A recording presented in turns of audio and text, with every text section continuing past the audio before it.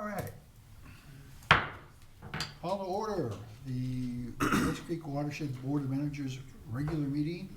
It's Wednesday, March 25th. It's 9 a.m. We are in the Mounds View City Hall Council Chambers. And as Marcy walks through the door, I'll reflect that all 5 managers are present. Open mic. Any Rice Creek Watershed District resident may address the board in his or her individual capacity for up to 3 minutes on any matter not on the agenda. Speakers are requested to come to the podium, state their names and address for the record. Additional comments may be solicited and accepted in writing. Generally, the Board of Managers will not take official action on items discussed at this time, but may refer the matter to staff for a further and future report, or direct that the matter be scheduled on an upcoming agenda. And we do have people in the audience. Are anyone in the audience wish to use our open mic?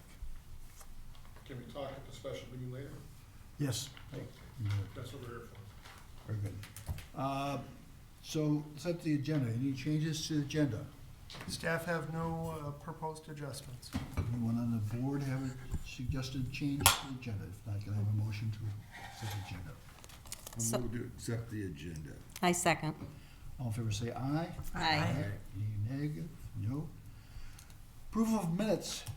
Madam Secretary, would you be kind enough to make a motion on minutes? So I would move to approve the minutes as written in our packet with one edit, and the edit is on page 3 of 8 of the minutes, or page 8 of our packet.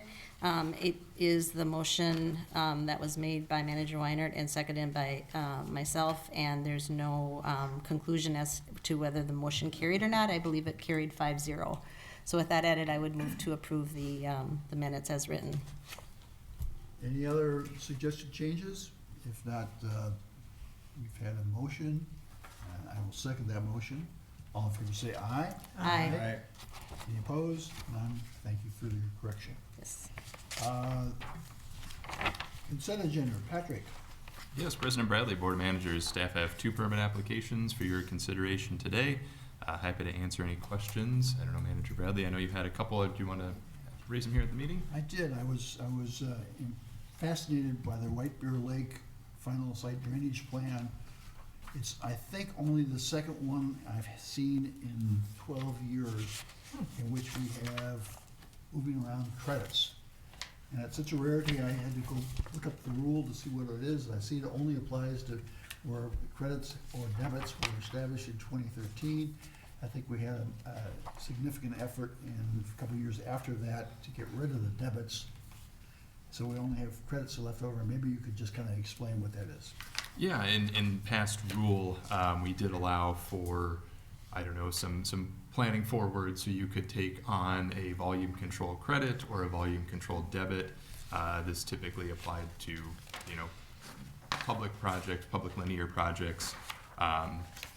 Due to some complications and trying to do all that tracking, we did move away from it, but wanted to recognize what had already been established. So that's that 2013 date that you referenced that's in the current rule.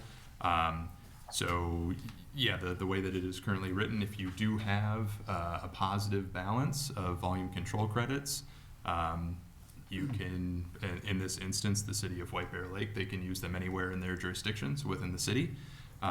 So the city does have, I don't know what the exact amount is, about 24,000 cubic feet worth of banked volume credits. So they're using a few thousand here for this project. They used another couple thousand, I think, earlier this year or last year.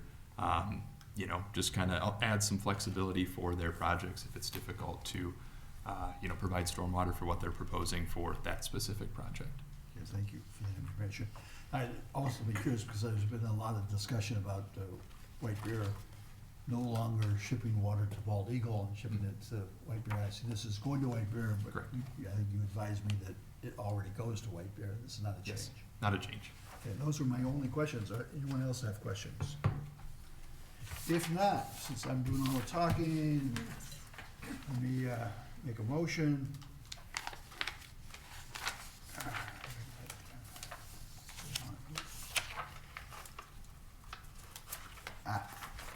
Okay. So I move to approve the consent agenda as outlined above in the table of contents in accordance with the Rice Creek Watershed District Engineers' findings and recommendations dated March 17, 2026. Is there a second? I'll second it. Any discussion? All in favor say aye. Aye. Any opposed? Passes 5-0. President Bradley, Yes. just to note, everyone to please use your microphones. They get pushed away from us, I think, as they clean up. Thank you. Thank you for that. I believe this takes us up to Sanic Consulting Services, Iron Enhanced Sand Filter with Tom Schmidt. You're up. Thank you, Mr. President, Board of Managers. For your consideration is, we're seeking approval for the 2026 contracted services agreements for the annual maintenance of district-owned iron hand sand filters. There's one at Hanson Park in New Brighton and the other at Bald Eagle in White Bear Township. Any questions of Tom? Well, Mr. Chair, I would make the motion, but before that, or after that, just an update on how things are going with the sand filters would be appreciated. All right. Uh, So which one are you moving? I can move Yeah, them there's both. two. First one, I move to authorize the administrator on advice of council to enter into contracted services agreements with Santec Consulting Services, Inc. for annual maintenance of the Hanson Park Iron Enhanced Sand Filter for the amount not to exceed $20,712.50. And the administrator is further authorized to approve contract amendments not to exceed 15% of the original contract price. And I will second that. Any discussion? All in favor say aye. Aye. Any opposed? Passes 5-0. Then, Mr. Chair, I would move to authorize the did I even mention? Yeah. Yes, okay. Authorize the administrator on the advice of council to enter into a contracted service agreement with Santex Consulting Service, Inc. for annual maintenance of Bald Eagle Iron Enhanced Sand Filter for the amount not to exceed $12,341.30. The administrator is further authorized to approve contract amendments not to exceed 15% of the original contract price of $1,851.20. Good catch on the fly. Yeah. I will second that. Any discussion? Mr. President, just refresh me, there's a third sand filter someplace where it slips my mind this morning where it is, isn't there? Tom? A third sand filter we have? Mr. President, Board of Manager, Mr. Waller, the third sand filter is it's not really a district sand filter. There's one in Blaine at, what's the name of that park? I can't remember. Greenview? Greenview. It's behind the Fleet In Farm, New- I Yeah, I know 25 where- W. yeah. Yeah. It's a passive, View or it's a something. passive sand filter, which means it's a sand filter bench. It's not a pumped. Okay, System. there's no electricity to it. No, it's not. It's actually owned by the city of Blaine. Yes. Mr. President, Manager Waller, I think that the one you might be thinking of is the one out at Oasis Pond in Roseville. Yeah, that's, Yeah. yeah. And the city of Roseville manages that one. All right, thank you. Well, yeah, there's an agreement. So all in favor say aye. Aye. Any opposed? Passes 5-0. That you asked for an update on where we stand on our iron enhanced sand filters and correcting all the problems. I believe that was your request. That's right, and I saw it in the staff reports that Able and others are, well, Able in particularly is monitoring the situation, and so you're ready for spring, and you hope Yes. you've got all the bugs out. Yes, That's the Mr. question. President, Manager Wynett, we've worked out a lot of the bugs with the pumps and the pump controls. However, some remain, and we're working through changes with Houston to address those remaining issues. And Houston has a task order that you've approved that they're working on modifications to help address those issues. We hope to Okay. have those finalized by the end of the summer, but as of the end of last year, both sand filters were functioning on consistent basis. Great. And this contract that we just approved is for maintenance of the area, not the pumps itself, as I understand it. Yes, Manager Wynick, correct. It's for the vegetative Yeah. management. Thank you. And they both include a burn, prescribed burn of the buffer area around the sand filter ponds to control weeds and promote better vegetation. Great. So, as one who's lived near burns like that, it'd be good if they could make sure they tell the people who live around those ponds that this is intended.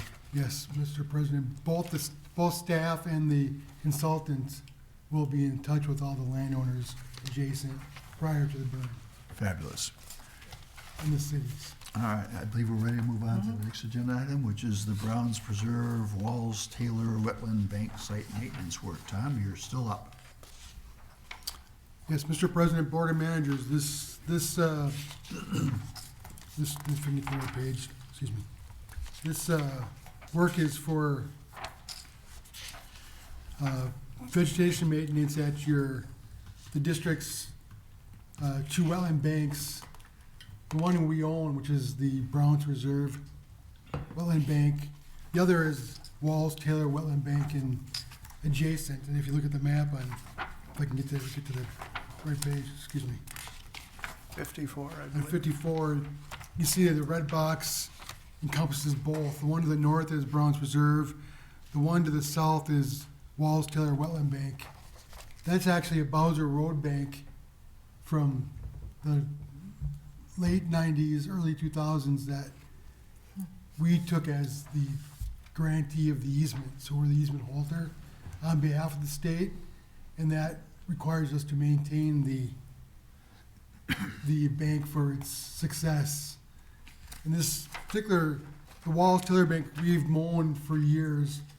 We mow the embankments and keep the trees down, but we have never done an actual prescribed burn, so we're going to do that in conjunction with Browns Reserve this year. And the price that we got was very reasonable for both. So we recommend that we approve this work order for Red Rock Fire to burn both. And like you had suggested with in the city ones, we will be in touch with all local landowners and the city of both Columbus and Forest Lake and the local fire department and the school districts for road closures, because we'll have road closed. And then also they also put signs out on the freeway during the burn, since both are adjacent to the freeway. And the first time we burned it, way back, it actually caused a traffic jam for miles because people thought there was some sort of wildfire. And even though there's signs for 8 miles saying prescribed burn ahead, finally State Patrol had to put a trooper on the side of the road so people knew that someone was aware of it. Didn't help that we were burning later at evening. It was dark out, so it was orange glow. And if the wind's blowing the wrong way, it blows across the freeway. So they keep track of that before they burn. If they have an east wind, they won't burn it because they don't want that smoke blocking the freeway. It's dangerous. Very good. Any questions, Tom? This is Janet. I have one question. So, this borders Hornsby Street, correct? Correct. So one of the things you might want to also take into consideration is the closing of 97 for their road project, because I know a lot of traffic gets diverted down Hornsby, much to our chagrin, but it does. Fortunately. So if you could somehow schedule it when 97 is still open and people can go through, that might be best. Manager Eklund, Board of Managers, the burn is really weather dependent and seasonal dependent, so we'll do our best to accommodate that. But I'll work with Jim from Columbus, Right. Public Works Director, to make sure that we're on the same page as when things are open and closed. And Right. the road won't be closed, but we tend to, try to dissuade traffic because it gets smoky right through there, and the flames are to the edge of the road. Right. And we would like to dissuade them from going down there too, because at the end, it's a gravel road and it can't take the traffic, but people do it anyway. Oh, yes. So I'm just giving you a heads up that that might just be another thing to consider. Thank you. So I think I need a motion. So this is Janet. I would move to approve the work order for Red Rock Fire estimated at $24,916.75. For a second. I'll second. Any discussion? All in favor? Mr. President, Yeah. Tom, how many acres are we talking here? Is this what, about 100 or so? Total, it's, excuse me, Mr. President, Manager Waller, it's a little bit, it's probably close to 100 acres. It's an 80 on the Browns Reserve and a 80-ish on the Walls Taylor side. 80 on the Walls Taylor side? Yeah, Full 80? well, part of an 80. I mean, it's a, Okay. Thank you. So we've had a motion, a second. All in favor say aye. Aye. Any opposed? all right. Passes 5-0. Check register. Yes, Mr. Chair, I would move approval of check register dated March 25th, 2026 in the amount of $602,052.41 and March interim financial statements prepared by Redpath and Company. I'll second that. Any questions of our treasurer? If not, all in favor say aye. Aye. Any opposed? Passes 5-0. And Mr. Chair, I think at this time it'd be good to just give an update. On Tuesday, Teresa and Nick and I met with Redpath as we're preparing for the audit, and that went very well, so you'll be seeing the audit coming in a future meeting, I think the April 6th meeting. Very pleased with the work that Redpath does. And I had a attachment printed out, and this is the surety listings of the in and out that has happened. Money going into the surety account and going out of the account, and it's 2 full pages, which represents a very busy year for staff in getting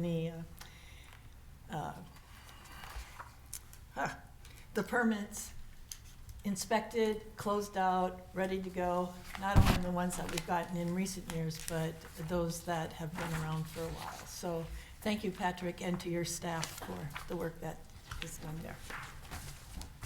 Thank you. Did we do a motion? Oh, you did. We did. Thank You you. approved the check You're register? moving so No. fast I can hardly keep track. Yeah. Yeah. Staff So, report. staff reports. Any comments, questions about the staff reports? Yeah. Always appreciate them. Looking forward to a presentation about the Watershed-based implementation fund dashboard. And that's ready to go, so see that moving along. The April calendar. Anything of note? President Senator Bradley? Hicklin, I noticed that if Yeah. you look at the first thing on there, April 1st at 5:30.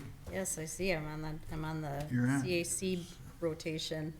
If you have any questions, I suggest you reach out to either Kendra or Mala? Molly. Thank you. Thank Or you. Molly.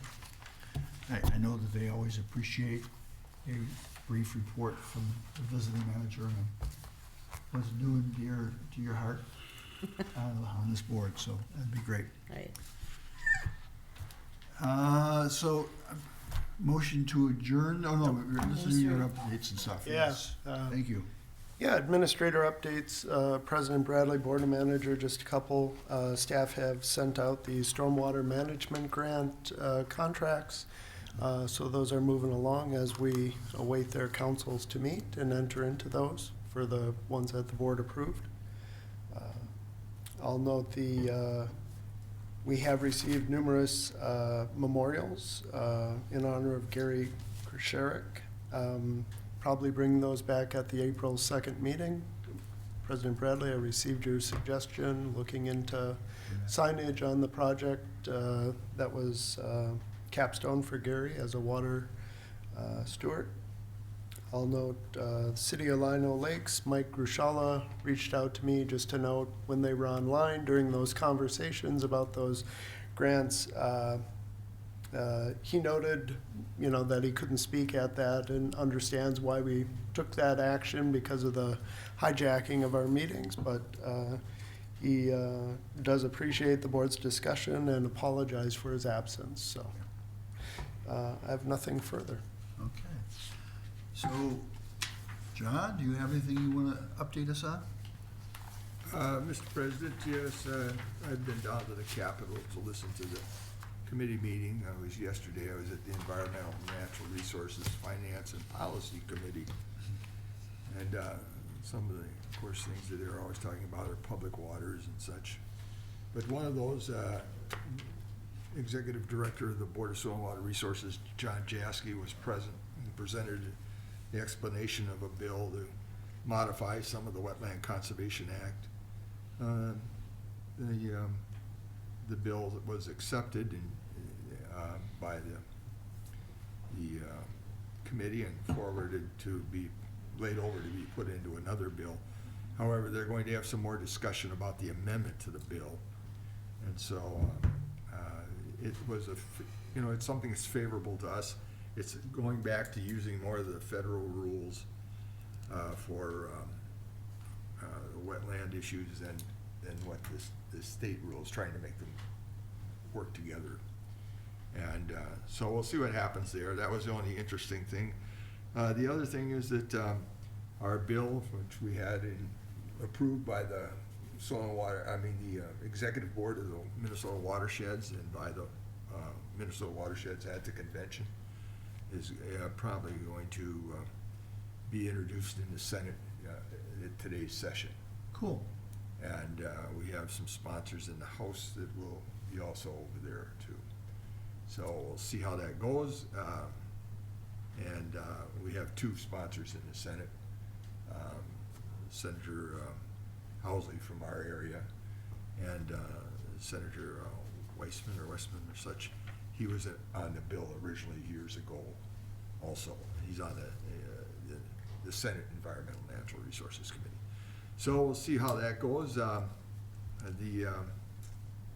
than that, I haven't seen much. I've seen our Minnesota Watershed District's lobbyist down there. He's a busy fellow. And so he's in and out of the different meetings. So it seems to me, John, that once it's got introduced, if it gets a hearing, we should make sure that we, Nick, let the Minnesota Watershed District know, because I believe they have an obligation. And I want to emphasize the word obligation to support any legislation that furthers Minnesota Watershed District's policies and goals, not just salt. Mr. President, that's very kind of you. I would also ask that at this time that if we do get to the hearing process, now that's a big if. I know. Okay. Yeah. Big It's if. it's amazing you got this far, John. I would ask that the Board of Managers authorize Nick and Mr. Kolb, since Mr. Kolb wrote it for us years ago, to be available for testimony if we got to that point with you, sir. Clearly, course, yeah. clearly, this board passed a resolution authorizing what Yeah. became a resolution approved. Yeah. And it would clearly be an appropriate activity for our staff if it gets to a hearing at any point to provide whatever support we can for it. We got it revived. It was just breathing. So we'll see what happens. There's a slight pulse. This is, one of the most important part about this, this is the public waters part. This isn't the wetland part, so. Yeah. But it has a great impact on how the utility of our stormwater conveyance system functions, Yeah. which we've had the, Right. so if we could get some relief, or I should say, a little bit more practicality on how these rules are used, then it would be a great utility to the district. So for the benefit of our audience, what we're talking about here is legislation recommended by this board to modify the WACA laws to not require The public waters law. public water law, not to require wetland credits when we are, as a result of repairing a ditch, affect those public waters to match federal law. One of those things would be the ordinary high water mark issues that cause us to have to then jump into this credit issue. If we can, and to make it more in line with what the federal law is and such. Very good. Because, so anyways, that's my stumbling through Excuse me. well, leave it at that. Marcy? A couple updates on our Jones Lake project. Manager Waller, you had mentioned that you talked to Rick Hansen. Well, Rick Hansen is the mentor to David Godfrey, who is the representative He's, that represents this area. So and I'm he's carrying the bill for the bonding for the Jones Lake Yes. Representative Godfrey. correct. So I know you've had some discussion with Hanson about bonding and just wanted to make that connection there. I also spoke with New Brighton City Council members, and they were up at the legislature for League of Cities, and they are actively supporting our Jones Lake bonding request, as well as two other priorities that they have. John Marty is working very closely with Senator Pappas, chair of the bonding committee in the Senate, and there is a commitment to do everything that they can to pass a bonding bill. So that they're working on that one. And then just FYI, the Clean Water Council, the governor has appointed April Swenby from Sand Hill Watershed District, which is up in the Red River, as the Clean Water Council watershed representative. So glad to see that that's done and that watersheds have representation once again on the Clean Water Council. And that's it. Manager Robertson, any updates? No, Mr. Chair, not at this time, thank you. Okay. Manager Hegland? Just one. I was asked to pass along some thanks from Dave Ryback. This is to Abel and Connor. Evidently, he gave them a ring a week or two ago when there was the culvert that runs underneath Pine Street was ready to overflow onto the street, and he called that to their attention, and he said very quickly it was resolved, so he wanted to thank them for that. He also asked me, he goes, find out what was causing was the plug up. Was it an ice dam or what? Do you know what it was, Tom? Manager Hegland, it was probably a combination of ice and floating vegetation. Okay. Well, he All kinds of stuff. was pleased at the response, so if you would pass that along to Abel and Connor. Right. I have no updates, so I believe we would motion to adjourn this meeting, and then we'll start this. Mr. President, I move to adjourn the meeting. Second. All in favor, say aye. Aye. Opposed, same sign. 5-0. President Bradley, Yes. given the time, I suggest you just take a quick break so we don't start ahead of the schedule. Formality.